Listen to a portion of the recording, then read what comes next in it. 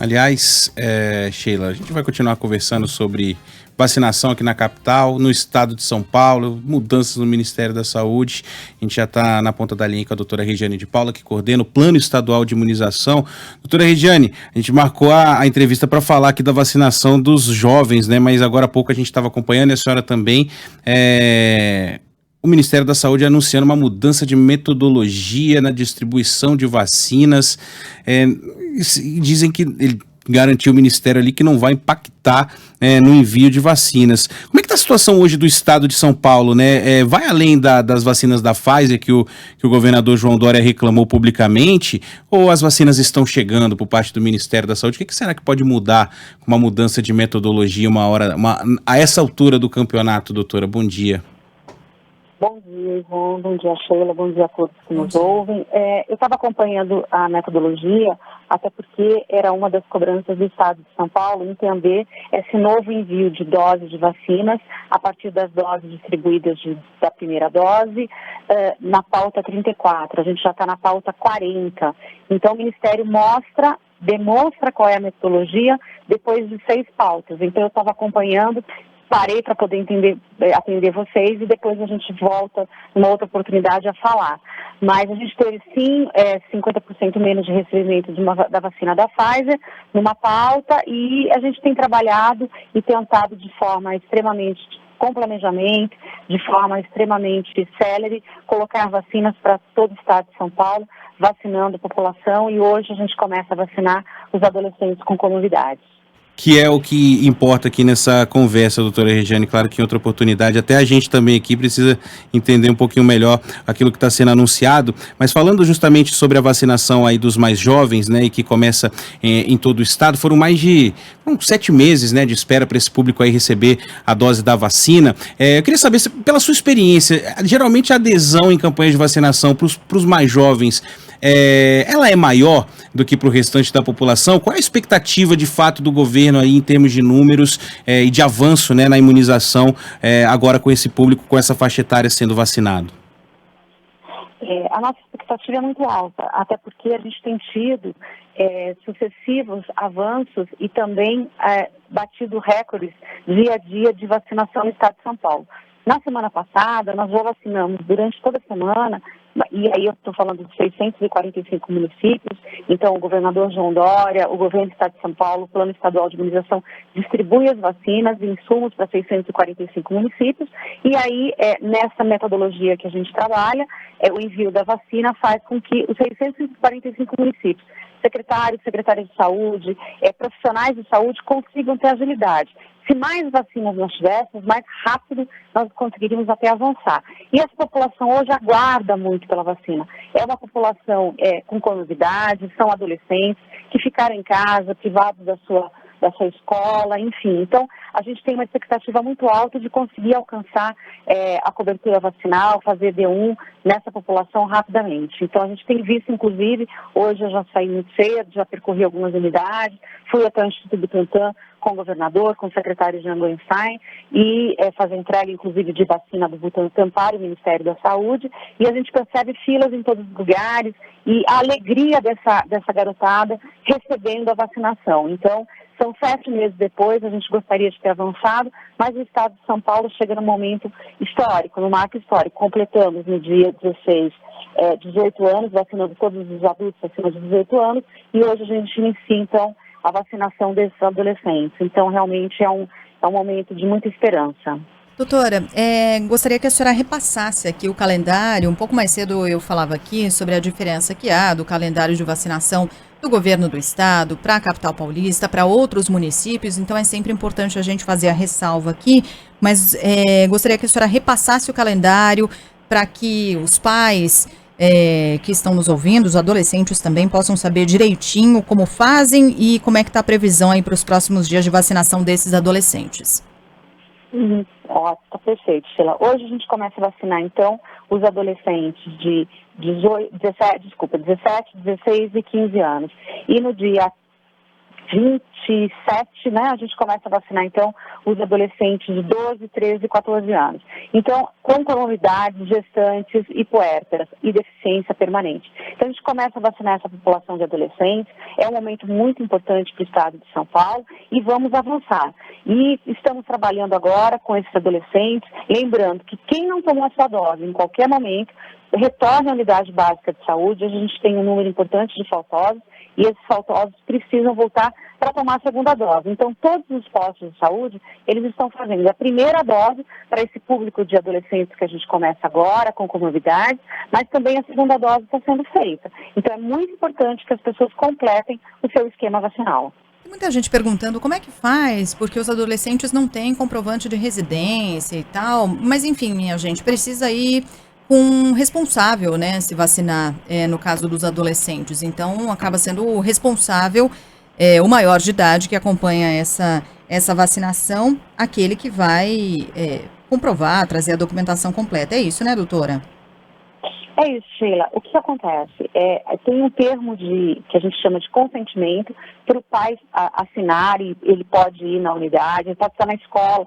Cada município tem uma estratégia, montou uma estratégia para vacinar esses adolescentes. Se nós, como Plano Estadual de Imunização, demos qual seria a condição para isso. Por isso que você comentou, o Ivan comentou em algum momento, que tem municípios que já estão mais adiantados, outros menos adiantados, porque a nossa conversa é com 645 municípios e a gente vai trabalhando em cima da evolução de cada município. Então, o município de São Paulo está um pouquinho mais adiantado, um outro município menos, mas a normativa é a mesma. Então, é muito importante que esse adolescente esteja acompanhado por um responsável, ou pelo seu pai, pela sua mãe, seu avô, quem é o responsável por ele, leve esse termo de consentimento, o pai assina o termo de consentimento para ficar na unidade básica, e ele também leve qual é a comorbidade do filho. Então, que ele faça essa vacinação nesse momento, e é muito importante vacinar esse público-alvo que tem, nesse momento, a comorbidade, ou ela é gestante, então está sob maior risco.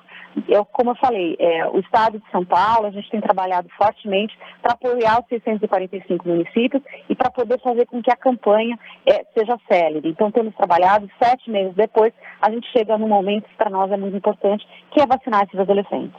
Importante mesmo. Agora, doutor, esse momento chega em um momento em que há um debate, né, sobre o que seria melhor usar as doses para começar a reforçar a imunização dos idosos, né, que era algo já sabido que em algum momento, né, eles foram os primeiros a tomarem a vacina, ou ampliar de fato para essas faixas etárias o público mais jovem, como a gente está fazendo aqui em São Paulo, né? Tem outros países, enfim, que já estão pensando e discutindo seriamente a revacinação, né, daqueles mais idosos. Na prática, nenhum dos dois... ter que escolher é muito ruim, né? O importante seria poder, ao mesmo tempo, fazer tudo, né, doutora? Mas, com a sua experiência em campanha de vacinação, qual é a sua visão sobre esse tema? Mais importante, é difícil, né, falar isso, né, medir o que é mais importante, mas num momento como que a gente atravessa, né, a ideia é essa mesmo, seguir para os mais jovens, o governo pensa já também na revacinação dos mais idosos, aqueles que foram os primeiros a receberem a vacina? Ivan, a gente tem feito esse debate, ele não está acontecendo só agora, ele já acontece há algum tempo. Então, toda quinta-feira nós temos uma reunião do Plano Estadual de Imunização, com o governador João Dória, com o vice-governador Rodrigo Garcia, com toda a equipe de secretariado e uma equipe técnica também, onde a gente tem discutido qual é a melhor estratégia. Hoje, em termos de literatura e ciência, você tem essa dualidade. Um grupo acha que melhor é você revacinar os mais velhos e outro que você siga na faixa etária. Como a expectativa, e o Estado de São Paulo, ele tem um planejamento, ele trabalha com esse planejamento, há 40 dias atrás nós já tínhamos dito que faríamos a vacinação dos adolescentes. Primeiro com comorbidades, que é o que a gente começa hoje. Então nós, como o Programa Estadual de Imunização, Governo do Estado de São Paulo, o próprio governador João Dória, nós tomamos essa decisão nesse colegiado de avançar para vacinar esses adolescentes, uma vez que seus pais já estavam, seus responsáveis, já estavam aguardando, porque nós já tínhamos feito o anúncio. Mas eu vi um pedacinho da coletiva, porque eu entrei com vocês agora, mas eu vi que o Ministério também já pensa e ele não tem ainda uma definição. A gente continua acompanhando para que a gente possa fazer qualquer movimento com responsabilidade, para que a população entenda que tem que ter vacina, e se nós tivéssemos mais vacinas, o Estado de São Paulo estaria vacinando muito mais, porque a nossa capacidade de vacinação diária se nós tivéssemos um quantitativo grande de vacinas, seria de vacinar no estado de São Paulo mais de 1.600.000 pessoas por dia. Nós, na semana passada, batemos 3,7 milhões, que corresponde da semana, né, 3,7 milhões de doses aplicadas na semana, que corresponde à população do Uruguai. Então, essa é a capacidade do estado de São Paulo e a gente tem trabalhado muito para que a população, lembrando que mesmo com a vacina, ela precisa usar máscara, manter um certo distanciamento social, não aglomerar, que isso é fundamental. Então, a gente está fazendo a vacinação desses adolescentes, mas para a gente levar segurança. E eles também têm que continuar fazendo e seguindo todos os critérios sanitários para que a gente possa ter aí, lá na frente, como eu falo, esse novo tempo, um novo momento no Estado e no Brasil. Então, é isso que a gente espera. A gente espera também que todo mundo, né, consiga a vacina. Agora, fazer a última, né, já que a gente está nessa discussão, eu e a Sheila, a gente estava conversando aqui sobre essa questão ainda da coletiva, que a gente ainda precisa absorver, né, doutora? Mas se isso tem a ver, a reclamação de falta de segunda dose ou de falta de dose específica de alguma vacina, se isso tem a ver com a logística, de fato, do Ministério da Saúde, especificamente, né, Sheila? Se isso está atrelado apenas a essa distribuição federal para os estados. Porque o que foi apresentado na coletiva é que São Paulo tem uma representatividade nacional de 22,5%, mas teria recebido 24% das doses, ou seja, acima do que representa nacionalmente. E aí, para reequilibrar, que foi o que foi apresentado pelo Ministério, né, para tornar essa distribuição mais equânime, haveria necessidade de reduzir. Já tem a ver com isso, essa redução do envio de doses para São Paulo? Sheila, eles apresentaram a metodologia hoje. O Estado de São Paulo, desde o dia 3, quando recebeu um quantitativo menor de doses em agosto, agora dia 3 de agosto, na pauta 33, nós já recebemos 50% menos do nosso quantitativo. E por isso que nós começamos a solicitar ao Ministério da Saúde para que ele deixasse claro qual é a metodologia. Ele disse que não mudou a metodologia, mas de fato mudou. Então a gente precisa sentar, se debruçar sobre tudo isso e a gente pode conversar numa próxima oportunidade. Claro. Mas de fato, as nossas pautas, elas giram em torno, desde o início, em torno de 22,6. É o quantitativo populacional. O Estado de São Paulo, na sua porcentagem populacional, representa mais de 22% do Brasil. Então, esses dados são do IBGE e nós sempre trabalhamos com eles. Então, eu acho que, eu já disse isso algumas vezes, o Estado de São Paulo recebe vacinas. Então, isso tem que ser muito claro para que a população, não só do Estado de São Paulo, mas que a população de todo o Brasil entenda como é feita essa distribuição e que o Estado de São Paulo em nenhum momento reteve ou teve alguma porcentagem diferenciada de vacina que não corresponde àquilo que era devido. Afinal, temos a maior população no Estado de São Paulo, temos na capital também a maior população de uma capital. Estamos falando de uma grande potência para o Estado de São Paulo e a proporção da sua população é diferente mesmo. Então, por isso que essa representatividade, por exemplo, com os trabalhadores de saúde. Nós temos o maior grupo de trabalhadores de saúde do Brasil. Então, precisávamos imunizar. Então, precisávamos receber o imunizante para isso. Então, são essas pequenas dicotomias que a gente vai precisar sentar, se debruçar tecnicamente sobre ela agora, porque as questões não estavam muito claras e a gente vinha cobrando e todas as respostas do Ministério também não tinham assim uma clareza. Então vou entrar de novo, vou rever toda a coletiva e com o nosso grupo técnico a gente vai se debater sobre os dados. Não, mas a doutora já falou bem, porque de fato ele cita isso, o secretário executivo cita isso na coletiva, né, que não mudou a metodologia, mas que vamos mudar a metodologia. E aí eles usam esse termo desarmonia, né, para dizer que houve ali em algum momento, de fato, algum problema na distribuição de doses, mas a gente vai seguir acompanhando por aqui. Doutora Regiane de Paula, coordenadora do Plano Estadual de Imunização, conversou conosco aqui no Band News São Paulo. Muito obrigado, viu, doutora? Obrigada, Ivan. Obrigada, Sheila, todos que estão nos ouvindo. Muito obrigada. Obrigada, bom dia. Quando precisarem, estou à disposição. Bom dia. Bom dia.